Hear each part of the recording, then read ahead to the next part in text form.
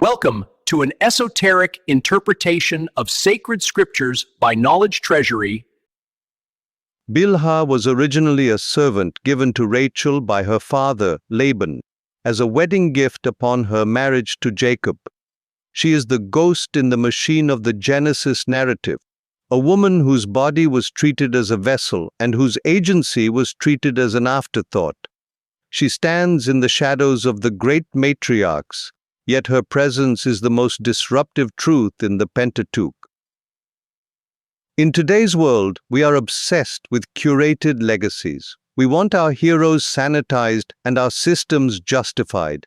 But Bilhah's story refuses to cooperate with our comfort.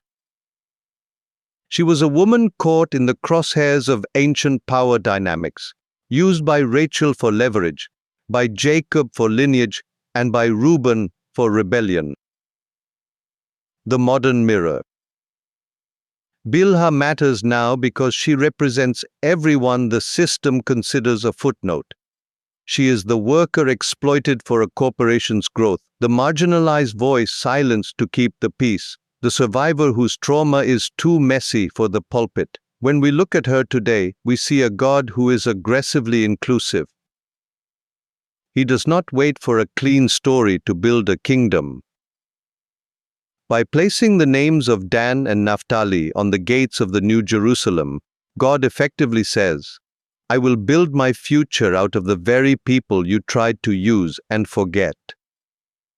The disruptive truth. Bilhah's presence in the canon is a divine protest against erasure. If our theology only honors the victors and the virtuous, it isn't biblical, it's propaganda. To acknowledge Bilhah is to admit that God honors the oppressed without pretending their suffering was a blessing in disguise.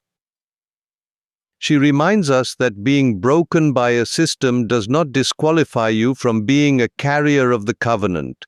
In fact, it might make you the most important part of the story. Thank you for watching, listening, and sharing, and have a great life.